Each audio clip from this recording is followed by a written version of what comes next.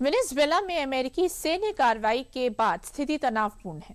भारत ने अपने नागरिकों को गैर जरूरी यात्रा से बचने की सलाह दी है।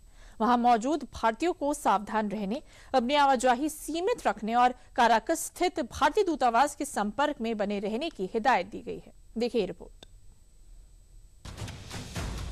वेनेजुएला में अमेरिकी सैन्य कार्रवाई ने वैश्विक स्तर पर हलचल मचा दी है।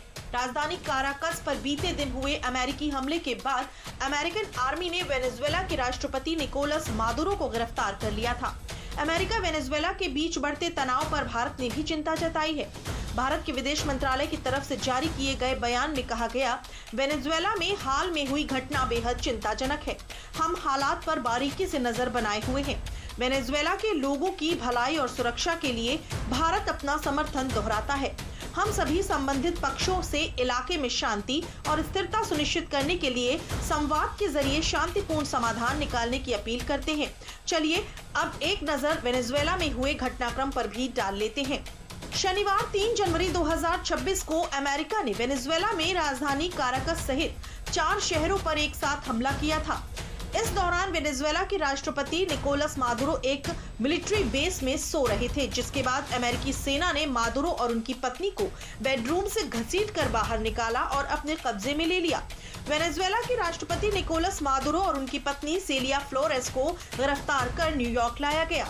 इस मिलिट्री ऑपरेशन को अमेरिका के 150 से ज्यादा एयरक्राफ्ट और स्पेशल ऑपरेशंस टीम ने अंजाम दिया। 3 जनवरी को ही एक प्रेस कॉन्फ्रेंस में अमेरिकी राष्ट्रपति डोनाल्ड ट्रंप ने इस मिशन को पूरी तरह कामयाब बताया।